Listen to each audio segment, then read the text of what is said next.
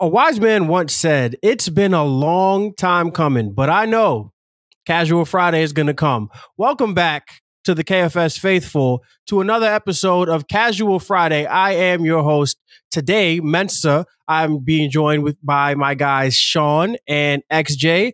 It's been a long time, guys. I know we've been rocking out with the Patreon crew with some of the playback watch parties and everything, but we have not been able to do what we love to do, which is get our takes off for a Casual Friday episode. So XJ, my brother, how are the vibes? Man, it's been so long. It's crazy. But the vibes are good. I mean, the word I would describe to summarize how I'm feeling right now after a long 5 weeks off, we had to be patient, and the vibes are patient. I mean, for me, that's how I'm feeling. I'm not really putting too much credibility into the, little losing streak or anything like that. For me, it's like, let's wait till Hartenstein's back. Let's wait till Dante's back. Let's wait till OG's back. Hopefully wait till Randall's back. Hopefully he comes back. But yeah, I mean, we've seen it. Like, the way I think about it is this kind of could be a blessing in disguise. I mean, these guys are essentially being forced to rest and take a long break in the latter half of the season. There are a couple ways this could have gone. Players could have not gotten hurt and they'd be out there playing heavy minutes all the way up until the playoffs, or they could have gotten these minor injuries, obviously besides everyone besides Julius, and be forced to sit and get some rest and come back full strength for when it matters the most. And we've already seen this team at full strength. They're going to be a challenge for everyone, for anyone they play. Would I like a top 4 seed? Absolutely. Do I think it's necessary to get where we want to go? No, I don't think it's absolutely necessary. I would not value limping into the playoffs with a 3 or 4 seed over blasting in guns blazing with a 5 or 6 seed and a healthy roster. So for me, the vibes are patient. We had to be patient to come back with you guys for Casual Friday. I'm going to continue to be patient with the Knicks. So yeah, I'm just ready to sit back and chill and wait and see what happens. Yeah, I think that's a really level-headed way to look at it. My only pushback is that you said that Julius Randle does not have a minor injury. I would agree with you for anybody other than Julius Randle. The only thing that would be a major injury for Julius Randle would be a French Revolution style guillotine decapitation. Anything else, I'm sure he can come back from. So Shawn, my friend, how are 5 weeks worth of vibes? Quite frankly, the vibes are whatevs. The vibes are whatevs. And I say that because we have not had more than 8 NBA players available since the Super Bowl bye week. Since before that, like, when was the last time we had more than 8 NBA players? And I say NBA players, I mean players who legitimately, if they weren't on this team, would get rotation minutes. Like, listen, at the KFS watch party, and shout out to everyone who pulled up to the KFS watch party at T-Square Social. Actually, I hope you make it to New York one day. Mensa, I hope you get to see it one day. Like, that place is legitimately amazing. And I was talking to John before the games, before the Laker game, and he said, so what are your feelings about tonight? And I said, to him and Benji, I was like, I don't know how long we're going to keep this up with 7.5 players. And I say 7.5 because the half a player was Malachi Flynn. Not that he's a half of an NBA player, but when you're playing 7 minutes, clearly the head coach is not how much is the head coach trusting you? So I refuse to make any accusations, judgments, jump to any conclusions, or make any type of predictions based on what I have seen for the majority of the month of February, because the team the players who played on Wednesday night half of them will not, one of them definitely won't be in the rotation. Shout out to Jacob Toppin. One of them teetering on being in the rotation. And actually, no, because Charlie Brown played Wednesday night. You're not going to see, the only place you can see Charlie Brown and Jacob Toppin is Westchester, and you may see Deuce McBride in the playoffs. But what are we going to do? So to me, the vibes are whatevs. I'm not going to yes, Monday night against the great Houston robbery was that, but I feel confident that if we had 9 NBA players, that the game would have not have come to that. So for me, whatevs. Very level-headed, very measured, and I kind of agree with you. But just because it's been 5 weeks, I want to address the vibes by month. So the January vibes were through the roof. Oh my goodness. 2 losses in the month of January. The Knicks had, I think, their best month since the mid-90s, on like 94 or 95. So that team that we had, the OG, the DiVincenzo, Julius Randle, Isaiah Hartenstein, Jalen Brunson, though that starting 5, I'm taking that starting 5 against pretty much anybody this side of Boston and the Clippers. So I'm really happy to see that we got to see like the pinnacle of what these New York Knicks could be. And it was such a beautiful thing to see. The February vibes, I want to say they're negligible because it was hard to watch this team struggle the way they struggled. But at the same time, like, I'm just happy that Jalen Brunson made it through without any major injury. Same thing with Dante DiVincenzo. Same thing with OG Anunoby, who just got surgery, but it seems to be a minor surgery. Julius Randle will get well soon. I'm not necessarily worried about him. We haven't had any reports that should make us feel negative about anything. But Isaiah Hartenstein, that Achilles tendinopathy thing, I'm a little worried about it because it's an overusage injury. And honestly, if Hartenstein comes back healthy after the break, I don't think that he's going to be playing less than 38 minutes a night until Mitchell Robinson gets back. So I'm a little worried about that. But as far as the vibes going forward, we will address those later, I'm sure. But right now, the vibes are, I'm still really feeling those January vibes. The February vibes didn't show me too much just because, like you said, Sean, there aren't enough NBA players currently available to the New York Knicks right now. So this losing streak it's beneath us, to be honest. I mean, the wins and losses, they all matter in the NBA regular season, but I don't really care about these February losses too much.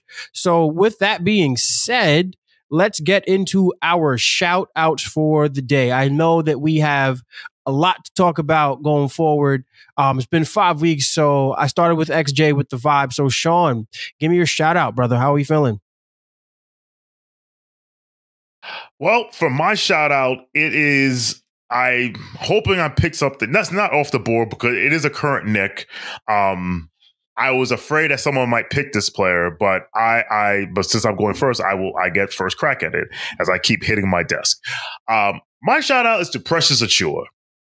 And my shout out to Precious Achiuwa because after the trade, I mean, listen, Precious Achiuwa in the OG trade was regarded as anywhere from hashtag matching salary to a throw-in to some people thinking he could be our backup 5.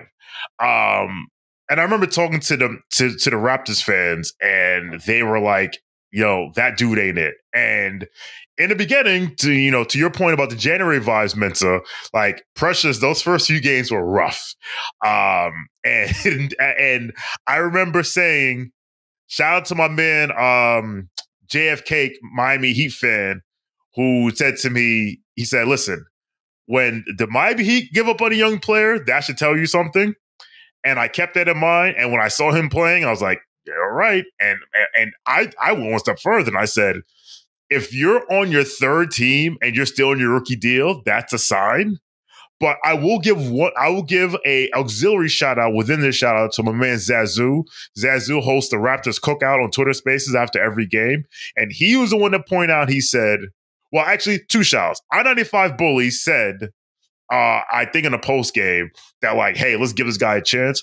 But Zazu basically said that the Raptors were using him wrong. I think the one example he gave is that they had him in the high post where, if you're a center or you're big in the high post, you got to turn, you have to play, make pass, whatever. It's like, he should never be there. He should be in a low post or in a dunker spot.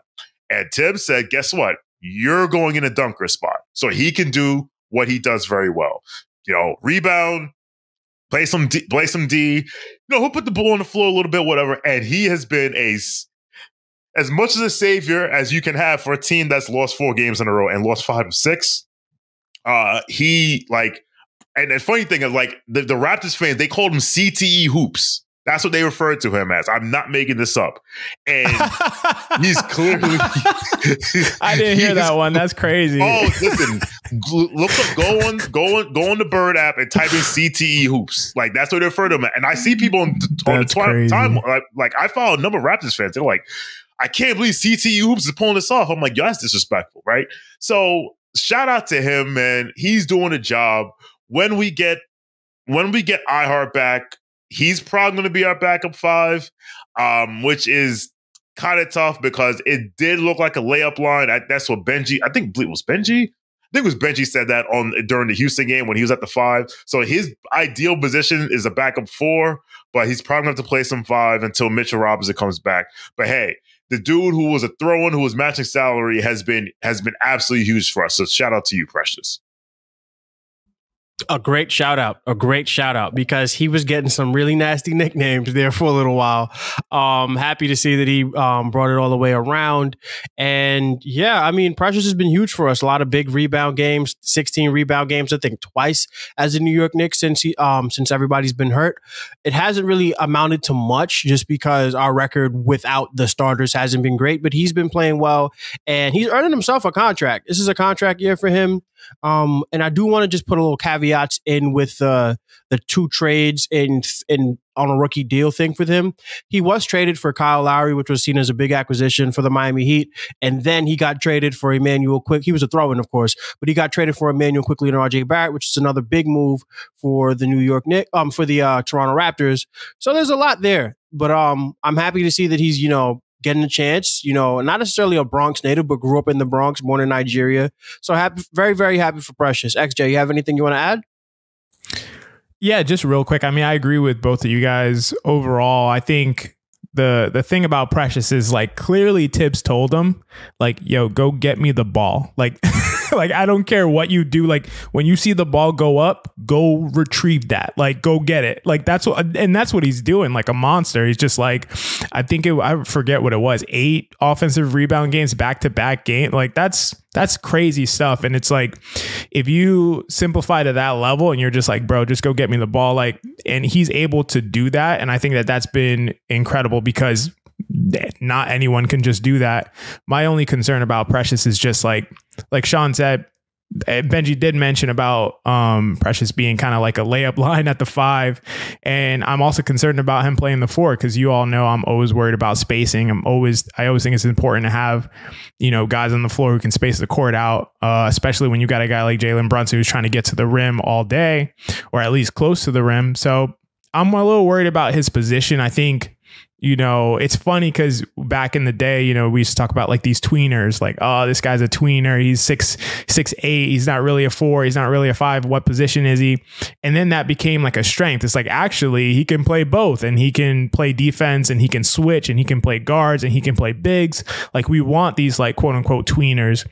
And I still think there's a lot of merit to that. But I also think the biggest aspect is you also have to shoot in order to confer a lot of that value. And, Precious, I don't believe is going to turn into that level of shooter, at least like not anytime soon. So that's my only concern about his kind of utility to the team moving forward. But I still think it's great that he's gotten all the minutes that he's gotten and he's able to kind of get into a rhythm, understand his best value to the team in terms of winning the possession battle.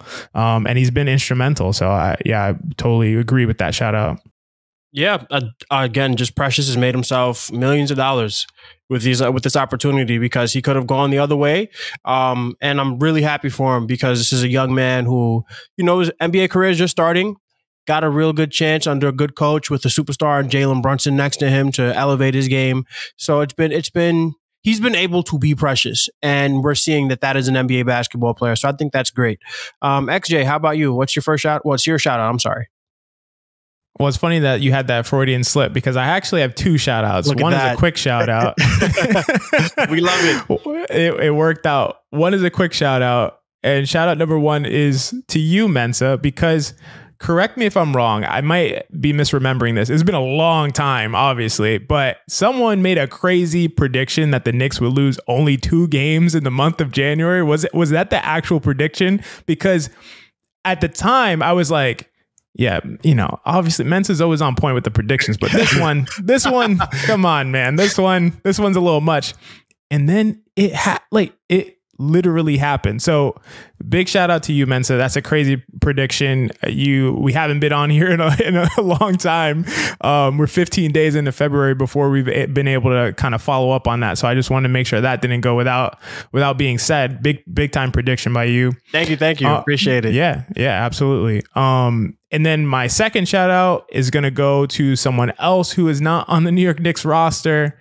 It's going to go to Quentin Grimes. Big shout out to Quentin Grimes. He did a lot for this team when he was here. I was sad to see him go. You know, I do like the trade for the short term. I don't love it for the long term because I think Grimes is going to be a really impactful player at some point in the long run. You know, he was a great defensive player while he was here. Everybody knows that. I do feel like he somehow didn't get the credit for how good he actually was. 99th percentile in matchup difficulty last year per B-ball index. Also 92nd percentile in matchup difficulty this year per B-ball index. Still was 80th percentile or better in EPM both years. Elite isolation defender, elite ball screen navigator. And we all know he could shoot 38% from three for his career. And I think most of us would agree he was really just scratching the surface on his shooting. 40% on catch and shoot threes last year, 41% on catch and shoot threes his rookie season. And just on a personal note, I personally appreciate players who aren't necessarily like super aggressive by nature, who don't like just proactively assert themselves in the game. And I think a lot of us can get frustrated with players like that because we're like, we see DiVincenzo insert into the starting lineup. He's having no trouble getting shots off, even playing next to Julius and Jalen. But I do think it takes a certain type of coaching and a certain like leadership style to get the best out of players who may not just like assert themselves naturally. But when you do get the best out of those players, you can really unlock something special. And you know, I'm not saying he's going to get that in Detroit because I don't think he's necessarily gonna get that there. But I think if he does, he still has a chance to be a super impactful player in the league. So yeah, I just wanted to give a shout out to the departing Quentin Grimes. That's a great shout out. Quentin Grimes, one of my favorite players. I would have rather trade a first round pick than trade Quentin Grimes. We don't know if that was available, if that was on the table. So happy to have Bojan Bogdanovic and Alec Burks here. But really quickly, Shawn, what are your thoughts on the New York Knicks trade deadline? I mean, the trade deadline, to your point, I would have loved to have kept Quentin Grimes. I just don't think it was tenable. To XJ's point, like Quentin Grimes is not like the super aggressive aggro, give me the ball, get out of my way. And coaching does matter. And when I say coaching matters, I mean like recognizing who that player is. At the same time, I feel like, you know, he had opportunity and like even like he may not have been the right fit for this team, even though on one side of the ball, he was a perfect fit for this team, but he may not have been what we wanted in terms. I think when he came, for where this team is now, it makes sense. I would have rather have kept him, but it is what it is. So in terms of the trade deadline, listen, most national pundits gave the Knicks a good grade. I don't necessarily like grading trades after they happen because the trade just happened, but I will grade the process, and I think the process was sound. So listen, shout out to the last man who will ever wear number 6 for the New York Knickerbockers, Quentin Grimes. Yeah, that's, again, really, really unhappy that we lost Quentin Grimes, but that does lead me into my personal shout out, who is going to be to Leon Rose, because what Leon Rose has been able to do at the trade deadline and just over his overall tenure, this is a team that under Leon Rose has been at worst for a full season, 37 wins and 45 losses. We are going to be better than that this year, guaranteed. And the New York Knicks just keep pushing forward. And it's hard to draft guys, develop guys, and get them to a place where you can trade them out for OG Anunoby and Bojan Bogdanovic and Alec Burks, 3 really valuable players in this league, and not need to use any significant draft capital, I should say, because we traded the Detroit pick, which was a good pick, but it wasn't ours. And we traded a 2028 and 2029 second round pick to Detroit. We still have all of our first round picks going forward, and we still have some second round picks. So this team has, in my opinion, this roster right now, this starting 5 is the best starting 5 we have had since the 1990s.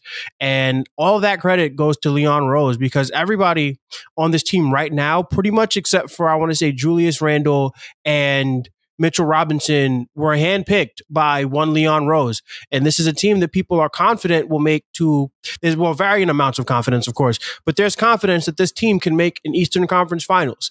That is something that needs to be applauded, because there are a group of people, myself included, who would have preferred to see the Knicks go a different route in terms of the rebuild. I would have preferred the Knicks to draft and develop in a way that the Oklahoma City Thunder have done. I mean, obviously, Oklahoma City had some luck, and we don't need to rehash what tanking actually is. But as far as like drafting and developing, I was somebody who was convinced that Quentin Grimes and RJ Barrett were going to be our wings for a decade. Not the case anymore. Now we have OG Anunoby and Dante DiVincenzo, who are, I think, unequivocally better basketball players today than Grimes and Barrett, and inarguably better fits next to one Jalen Brunson, who is a superstar basketball player.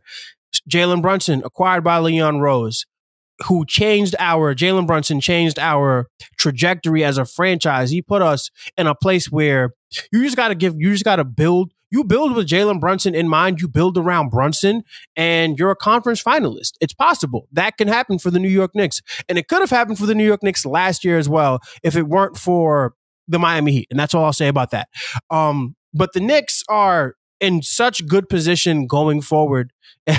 And a lot of that is because of one Leon Rose. And I just want to give him all of his flowers right now, because I don't know how you give anybody other than Leon Rose Executive of the Year, because this was a team that, 18 months ago, this was a team that was out of the playoffs. And now we're talking about, hey, can one or two things break our way and we end up not only in a conference finals, but in an NBA finals? And that is not something that we as Knicks fans, if we're going to be honest, that is not something we as Knicks fans can take for granted. We have watched so much poor basketball over the recent years, and to finally be at a place where we are not only respectable, but approaching like inner circle title contention, that's not something we can take for granted. So Leon Rose deserves all of his flowers. So does Tom Thibodeau. But Leon Rose is the architect of this thing, and I want to give him his shout out. So, I don't know how you guys feel about Leon Rose, but XJ, do you have any comments one way or the other about Leon? Yeah, I think you hit all the important notes, and you really said it super well. We were talking a little bit before we started recording about like, do we want to go over like some of our early preseason predictions about, what would happen during the Knicks season? And, we talked about stuff like, Coach of the Year, Sixth Man of the Year, some awards like that. None of us said anything about Executive of the Year, but that was the obvious one. This guy's Executive of the Year. Like, like you said, Mensa, I don't really see another candidate that's really contending with him at this point. Like, maybe I really don't see another candidate, honestly. I think it's Leon Rose, and I think he's done such an amazing job. And I'm giving him so much credit because, just like you, Mensa, they've gone in a different direction than I would have gone, but they're making it work to the maximum. And okay, I don't know that anyone predicted Dante DiVincenzo would be this good, because DiVincenzo, and it's funny because I talked about this preseason. I said, before the season, I said, it really feels like they're shaping up things to be DiVincenzo being the replacement for Emmanuel Quickley. And if that's the case, that's a big drop off. DiVincenzo's been better than Emmanuel Quickley this year, which is, I would never have imagined saying that in my entire life. I don't think he's going to be a better player long term, but he has been better this year. And the fact that they've been able to hit like that on Jalen Brunson, DiVincenzo, OG Anunoby, Isaiah Hartenstein is if he didn't get injured and missed a bunch of games, we have two guys who are serious DPOY candidates in Isaiah Hartenstein and OG Anunoby. Like, and then we have one who's not even playing right now, and Mitchell Robinson. Like, it's crazy. They've hit on so much, so consistently. So I think you just said it really perfectly, Mensa. Yeah, he's got to get his flowers. Yeah, just to go over his resume since the summertime, DiVincenzo for less than the mid-level exception, OG Anunoby for RJ Barrett, Emmanuel Quickley, and a Detroit second-round pick.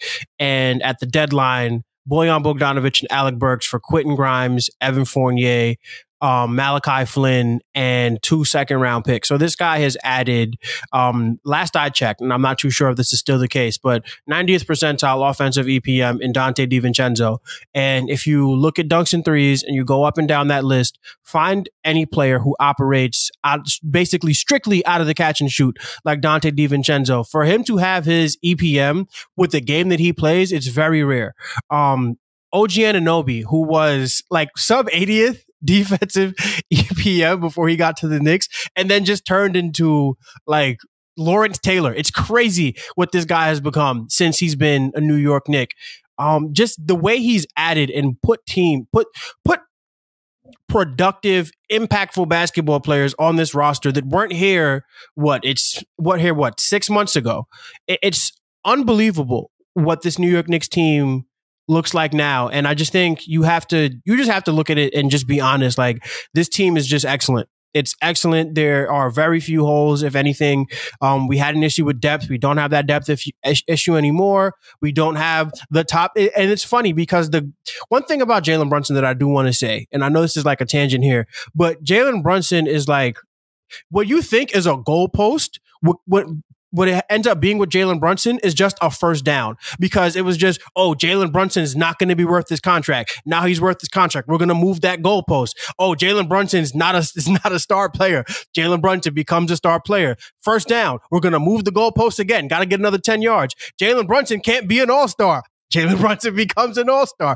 Jalen Brunson is not a superstar. Jalen Brunson, in wins added, is a top 8 basketball player right now. Oh, well, he's not a top 5 guy. Let's see what please keep moving the goalpost on Jalen Brunson, because every single time it's 3rd and 4, Jalen Brunson continues to convert those first downs. So, and that again is just a testament to what Leon Rose has been able to do, because this was a guy that Leon Rose found and said, hey, we got the best analytics department in basketball. We have the most expensive. We spend more money on analytics than anybody else. We can see a guy like Jalen Brunson and say, hey, you don't think he's valuable, but we know he's valuable. A guy like Dante DiVincenzo, you guys don't think he's worth the MLE? Cool, no problem. We're going to sign him, and he's going to be a contender for most improved player. Like, it's crazy what this guy is doing. And I don't know, man. It's just, you really can't, to me, I can't say enough about Leon Rose. Shawn, do you have any thoughts about Leon Rose and what he's been able to do in the year of our Lord, 2023 to 2024? Since June 30th, 2022, Leon Rose has acquired Isaiah Hartenstein, Jalen Brunson, Dante DiVincenzo, OG Anunoby, Bojan Bogdanovic, and Alec Burks. And how many of our first-round picks have we traded to acquire those people? I'll give you a hint. It's less than 1. Like, enough said, right? Meanwhile, our friends in Dallas traded a 2030 first-round pick swap for Grant Williams, only to tell him to go scratch 6 months later. Like, so Leon is executive of the year. I remember spending all of the summer of 2022 listening to people say Leon Rose has no plan and no direction. Those are the words that were used. He has no plan and no direction. And they said that because he did not build the team in the way that the people that said that wanted to build it. And here we are. Like, when I hear people say the word proper rebuild, I don't care about a proper rebuild. I need a rebuild. And guess what? We have rebuilt. And we rebuilt with our worst season being 37-45. Think about that. masterclass. And I don't throw that word around very often. Masterclass. Listen, masterclass for Leon Rose. And I mean, speaking of master classes, we've seen so many from our good friend Jalen Brunson. But let's talk about the opposite of master classes, which would be failures and dunces. So let's get to our next segment. Why so unserious? Shawn, who are you giving the good old dunce cap to for your last 5 weeks? Well, since I went first for shout outs, I will if you like to go first for why so unserious, good point. I'll give you the opportunity. I'll give you the opportunity to steal my answer if you have it. So I yield the floor to XJ. That's so thoughtful, Shawn, because I feel like I might be stealing at least part of your answer. I'm not sure, maybe not, but I got a backup, so it's okay. So you can go ahead. That's commendable for real. And it's appropriate that I'm going to go now because we just gave Leon Rose, in the front office, a ton of credit. So, this is still consistent with that. We just gave all the flowers. But why so unserious has to go to, in my opinion, the entire basketball operations group for the Knicks. And so that includes who we think of as the front office. So Leon Rose, the president, the GM, all of that, and the coaching staff, the training staff, medical staff, everybody involved in basketball operations. So let me explain what I mean by that. Obviously, I just said Leon Rose, I agree with you both, should be executive of the year. At the same time, if you come with me on this road to Dr. Google, and earlier today I Googled the exact phrase, common sports injuries due to overuse. And when you enter that phrase, the first result is a pretty reliable source called northwesternmedicine.org. And under foot and ankle injuries, the first thing I see, Achilles tendonitis, which is inflammation of the tendon of the Achilles. And the first stage of tendinopathy. Our boy Isaiah Hartenstein was out with what? Achilles tendinopathy. So that's the first stage. We don't need to talk about what happens in the next stages. I think we all know what happens in the next stages, and we don't want to find out. For hamstring injuries, I know from firsthand experience what happens, what the next stage of that is. So you ain't got to tell me twice. There you go. Take it from someone with firsthand experience. I do not want to have firsthand experience in that, and I don't want Isaiah Hartenstein to have firsthand experience in that. For hamstring injuries, we also know that they are often a result of overuse, but can happen due to sudden injury. Okay. Our boy Dante DiVincenzo was out with what? A hamstring injury. Very commonly a result of overuse. And what I mean by blaming the basketball operations group is I don't know whose responsibility this is. I don't know who it is. But these guys can't be playing the minutes load that they've been playing. And I know it's popular to be like, we don't know these injuries are due to overuse. And that's fine. We don't know that. But I know it's not a best practice to play these guys 40 minutes in full halves of intense basketball in games in February. I know that. I know that for sure. And maybe want to blame Tibbs. I know John has been saying, you get what you get with Tibbs. You take the good with the bad.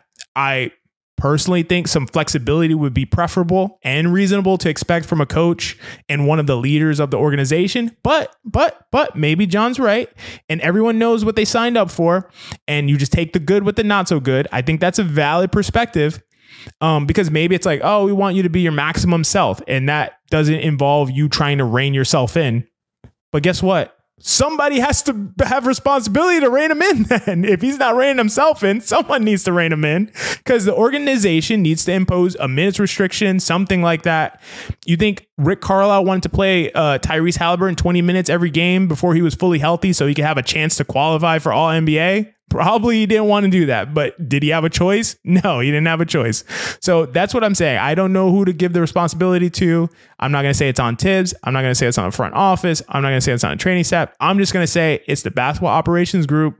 Somebody needs to be responsible for keeping these guys safe and healthy. We got bigger fish to fry in the playoffs. And so while I obviously give the front office their flowers, I even give Tibbs his flowers. Tibbs has been amazing for the Knicks organization as a whole. At the same time, this part is condemnable, and I want to see better moving forward when these guys start to get healthy. Yeah. I remember watching games early in January and watching Tom Thibodeau give. This is before Isaiah Hartenstein had his Achilles tendinopathy. The guy was playing, I think, the least amount of minutes he played in like maybe a week was like 38, 39 minutes. And I'm watching this and I'm like, Tibbs is unhinged right now. This is prime Tibbs. And it felt like, I remember even Benji was in one of our, what was it? The playback watch parties. He was saying that it felt like Tibbs wasn't really coaching the second unit because he wanted them to get him better players. And there's no way for us to confirm or deny that, though that's obviously speculation. But just watching the way he was coaching, it was like, it was funny how I was going through like the range of emotions, because I would watch and I'd say, Tibbs needs to stop. But then I would also realize, like, but are we really going to expect this guy to play Miles McBride and Jericho Sims 24 minutes a night? Like, that's crazy. We cannot expect that if he has better options. So I do think that the Knicks were a little slow to operate when it comes to the trade deadline. So I agree. I would say that I agree, because like to me, the basketball operations department, we don't know if it's the front office, if it's Tibbs, if it's the medical staff. We don't know. We really can't apply, we really can't assign blame pie to one or the other person. So we can just serve them the entire pie and let them decide who eats what. So, yeah, Shawn, how do you feel about the basketball operations department in regards to our injuries over the month of January and February? Well, I yielded to XJ because I had a feeling that he was going in that direction, and he was going to say it more eloquently than I would. And I'm glad I did. So I remember, and for those who do not know, after the not the Houston game. Was it the Houston game? Yeah, after the Houston game, John and Andrew had a back and forth about the whole Minutes thing, and injury. And like XJ said, would Tibbs take the good with the bad? And I just have a hard time accepting that. Like, if you know something is bad, stop doing it. Like, if I was at work, at my job, and if I'm really good at my job, but I have this tendency to say inappropriate things during online Zoom meetings and Teams calls, but hey, I'm the number one, I'm the best person at my job. You gotta take the good with the bad. No, HR would say, hey, Shawn, can you stop using inappropriate language in Zoom meetings? And you know what it reminds me of? It reminds me, and I'm not equivocating, so please be clear, I am not equivocating, but it reminds me of the people who defend Draymond Green because they're like, if Dre, you got to let Draymond be Draymond. He's passionate, he's intense. Like, be passionate, intense, and stop slapping people in the groin. Can we do that? Can you be? There are hundreds of players in this league who, you know what? Josh Hart is passionate and intense, and he does not give roundhouse right hands, no look to centers. Like, no. Like, to me, like, and where I will give Thibodeau grace is that the front office, you hired this man.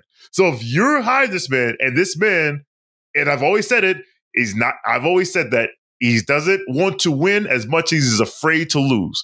Because when you're afraid to lose, you end up playing your starting lineup for the entire third quarter because you are fearful to lose, because fear will do the work of reason. And the front office, they hired this guy. No, Leon Rose hired this guy. So somebody has to say, like, all right, if you don't do this, we're not going to do it for you. We will do it for you. But it should not get to this point. So actually, I'm with you 100%. I mean, I look at the coach because the coach makes the decisions, but at the same time, these things are organizational decisions. And I'm sorry, if Greg Popovich can implement load management, and if Eric Spoelstra can implement load management, and both of them, if all their rings would, I would have no more hands, I would have no more fingers for all the rings that they have, as a collective. Like, we can make that change. Like I can take the good with not so good. I can't take the good with the bad, because if you know something is bad, stop doing it. Yeah, I just want to jump in real quick because I want to say Shawn said that I would say it more eloquently and then proceeded to say it more eloquently than I did, which I think is ironic. But I love it because that's what we do here on Casual. I just want to say Tibbs sent Tibbs sent Dante DiVincenzo back in the game after he knew that he had tweaked his hamstring. That's all I want to say on that note. That is fear of someone who's afraid to. That's not someone who wants to win. That's someone who's afraid to lose. And I will die on that hill. Yes, I know every single coach wants to win every game. I know that is for a fact. That is a fact. And more coaches than not would run the rotation short. But doing that, to me, that's like, it's a fear. It's a being afraid to lose. Yeah. Recently I was in like this development meeting at my job, and one of the things that they said is that a company has a culture, whether or not leadership sets it. So Tom Thibodeau is setting a culture for the New York Knicks, which is we don't want to lose games, when the front office's culture should be we want to win a title, right? So like those are two, they sound similar, but they're very different, because one is more short-term focused, which is what a coach will do. A coach will focus on the short term, try to win as many games as possible, because these are guys with egos just like everybody else. And a front office isn't really judged by, nobody talks about, oh, what's Daryl Morey's win-loss record? We don't say that about Daryl Morey. We ask, how many titles has Daryl Morey brought to his organizations, right? So that should be the precedent. And if the precedent is to win titles, then maybe you'll forfeit a game, in mid-January. Maybe you will, not play Isaiah Hartenstein 40 minutes. Maybe you'll see OG Anunoby going from no gear at all to an elbow patch to having a giant wrap around his elbow, and be like, you know what? Maybe we shouldn't be playing him so many minutes. It's unfortunate. And I think that honestly, we're all on the same why so unserious. So I'll have to come up with something on the fly. And I already have what I'm going to talk about, but yeah, it is very unserious when your goals are to win a title, to essentially sacrifice the main goal for today's goal. And you never want to do that. You never want to.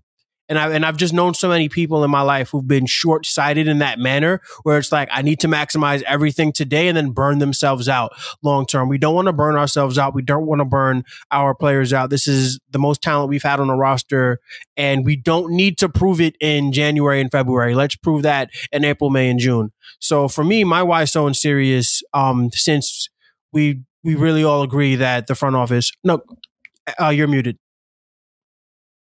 If you want to just pile on, go ahead and don't come up with something on the. Well, I say not pile on, but like if you feel if this is how you felt, just give your perspective. Because my backup, my son serious was gonna be pretty unfair, but I'm not gonna use it because I feel like this is something like.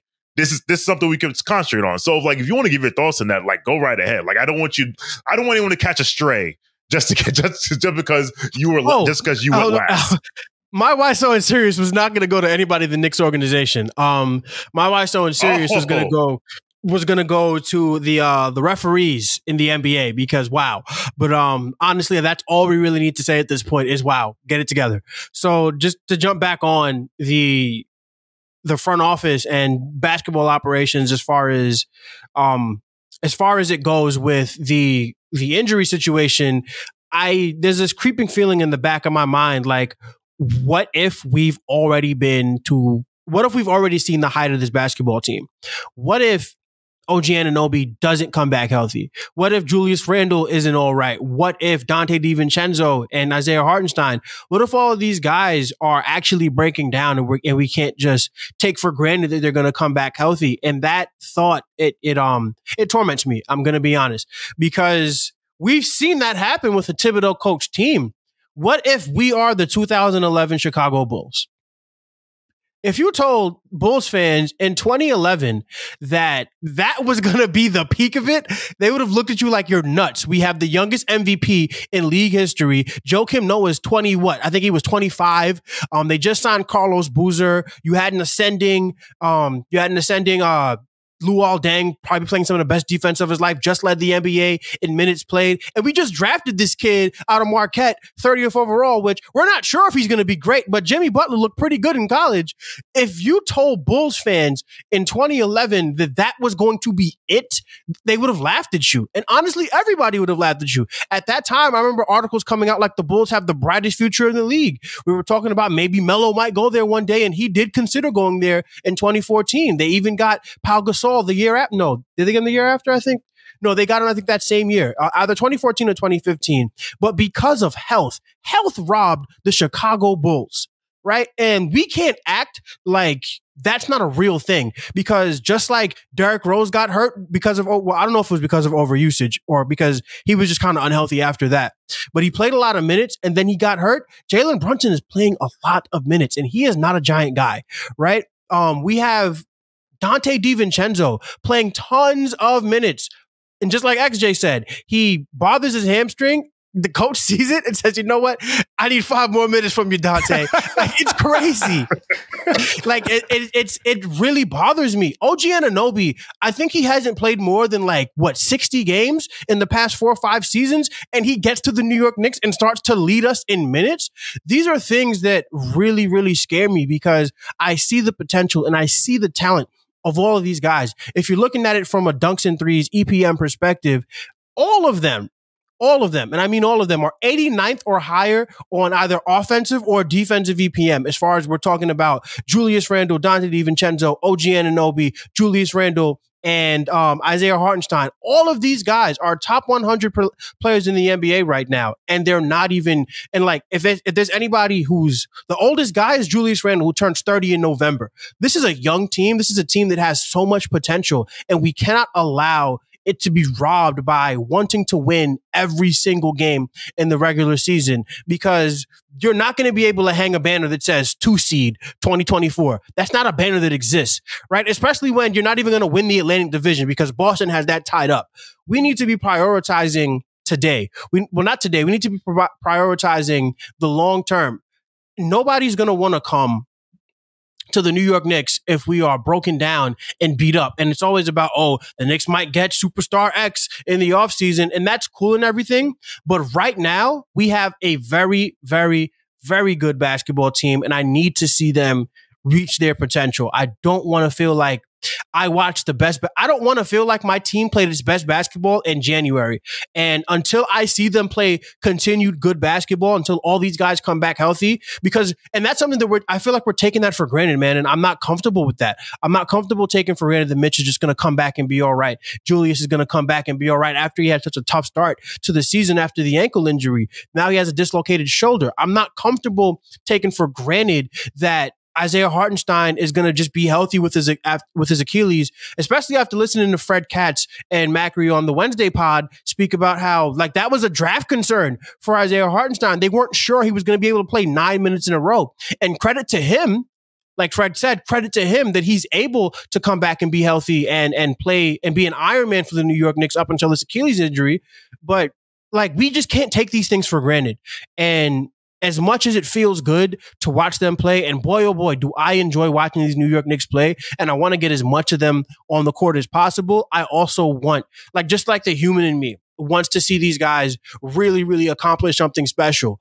And they won't be able to do that if they're playing 40 minutes in the month of March. So that's really all I have to say. I know, XJ, you had a follow-up. No, I just wanted to say I'm glad that Shawn compelled you to go, because that was a great take, Mensa, but that was a scary image that you just painted. That shit scared the hell out of me. So I'm also sad that you went, because now I got to think about that at night. So it's been bothering me. I'm sorry. Yeah, it's you been put that in my me. head, but that's all I wanted to say. That's not something I want to think about, but definitely a possibility.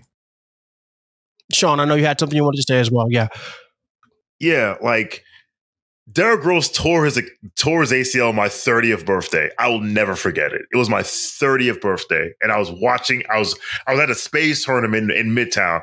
I looked up and I saw him I remember looking up and seeing the Bulls were up like 20, and I looked down, I looked up again, and he's on the floor holding his knee, and I'm like, oh my God. And to your point, like, listen, you're right. Like, we don't know how long this will last. Like, if you had told a Sacramento Kings fan in 2003, guess what? This is it. If you told 13-year-old Shawn, who thought that who for 1/2 of 1 second thought that we were NBA champions, that was the closest we'd come. Like, the one thing I'll say is the quick thing I'll say is, look, there was a time. One, I will be fair, because you brought up, we judge executives on titles and we judge coaches on wins and losses. And look, Brett Brown was the the man hired to run the process as a head coach. He has not gotten a head coaching job since. So I understand why coaches want to win games and they care about tomorrow. And like I said, that's not just Tom Thibodeau. That is Steve Kerr. That is Mark Dagnall. That is Joe Mazzulla. That is whoever. And Tom Thibodeau was brought in to establish a baseline level of confidence to teach people how to win games. Because what the New York Knicks needed to do was to win games. We are past the point of just trying to win games. Like the agenda, the assignment has changed, and I need the entire organization to be on the same page with understanding the assignment. Now, I'm not going to say it's Tom Thibodeau's fault that Julius Randle dislocated his shoulder. I'm not even going to say that it's Tom Thibodeau's fault that OG Anunoby has bone chips in his elbow.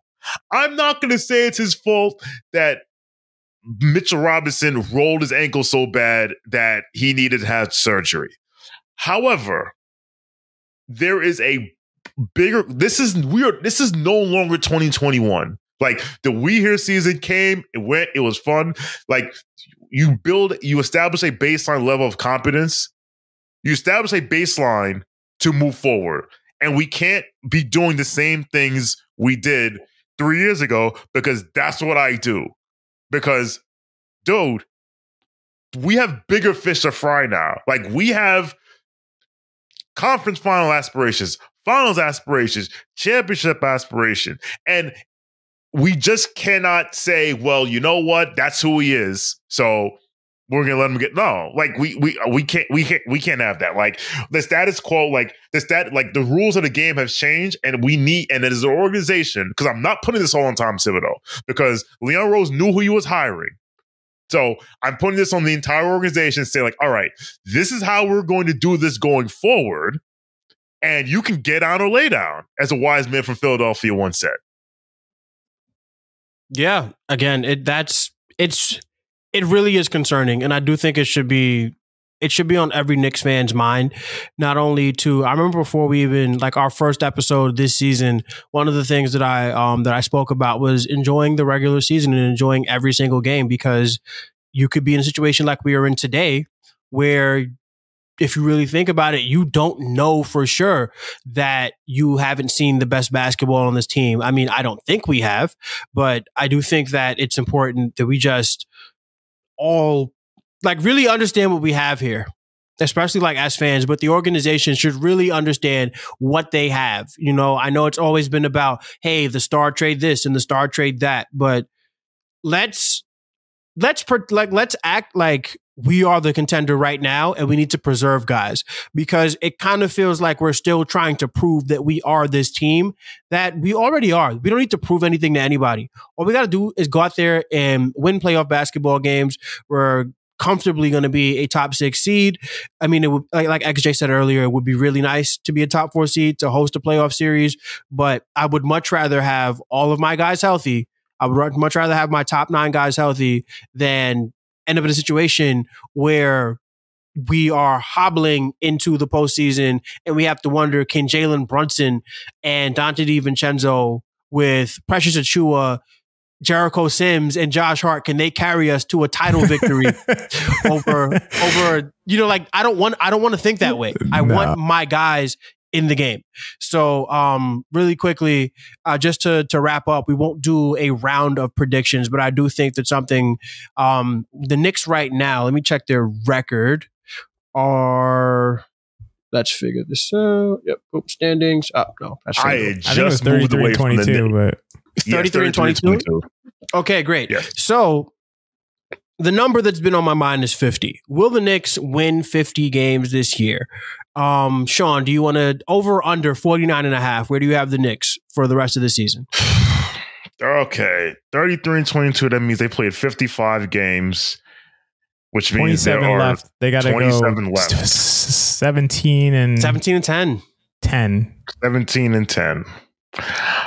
I'm going to take the under simply because, okay, if I knew everyone was coming back after the All-Star break, I'd be like, okay, this is a sprint, we can do this. But I don't think we're going to see, I think we're not going to see OG for at least a week afterwards. I don't think we're going to see Randall for like another 2 weeks afterwards. So I'm just being cautious. So I will take a slight under. Slight under. Okay. XJ, where are you at? Over or under? Yeah, it's just like they're right on it. Like, I think that's probably around what I expect to see from them. Maybe 16 and 11 the rest of the season. So I probably would also take the slight under, but I think they could easily go, 17 and 10, 18 and 9. So yeah, I think I'll take a slight under. I think that's just being cautious based on the injury situations. And I'm praying that the organization decides, let's rest some guys. Let's rest Jalen Brunson a couple games as well, based on the burden that's been on his shoulders. So yeah, I'm all that considered, I'm assuming it's going to be a little under. Okay. So for me, I know we got to go 17 and 10 to end the season to get to 50. I think that number matters to this organization. I know it matters to me as a fan. I think they're going to go over. Will I be happy that they go over? I'm not quite sure yet, depending on health. But I do think that this All-Star break is going to do well for the New York Knicks. And I'm confident that they will be at least 50 and 32. It's unfortunate that we're even having this conversation because of like just the way the health went for this team, because this New York Knicks team should honestly have like 35, 36 wins at this point. But hey, it is what it is. We rise with what we rise with, and we fall with who we fall with. So ride or die, I'm going with the New York Knicks to get to at least 50 and 32. My preseason prediction was 54 and 28. Not sure if we're going to get there right now, but I did want to just shout out to Robert Cross. I know he's a 53 wins guy. I wanted to one up him, 54 wins. I'm not sure if we're going to get that at this point, but I'm hoping we get to 50. So that's my prediction for the rest of the season. We're going to get to 50 wins. So for XJ, for Shawn, for myself, this is the last Casual Friday episode before the All-Star break. We will be back with you guys soon, I'm sure. I'm not sure. The Knicks play so many games on Thursday, guys. So I'm not sure we're actually going to be back. I haven't checked the schedule, but we will be back. We won't be back next Thursday. Yes. Well, look, it won't be next Thursday, but when you guys have us, I'm sure it'll be a party. Just remember to like, subscribe, comment on the YouTube videos, follow each of us on Twitter, follow Knicks Film School on all our socials, Instagram, TikTok, Twitter, obviously, X, whatever you want to call it. What else? What else is there? Please just continue to pour into us. Jump in with the Patreon. We do a lot of fun playback stuff. You get a free episode every week. It's really great stuff what we're doing over here at Knicks Film School. And we wouldn't be able to do it without two things, without the Knicks being good, because it's much easier to talk about basketball when the Knicks are good, and two, without all of you guys. So we say thank you. I hope you guys are enjoying this season as much as we are, and just continue to tap in with us, guys. So up until next time, I am Mensa. That's XJ. That's Shawn. We are the Casual Crew, and thank you for joining us.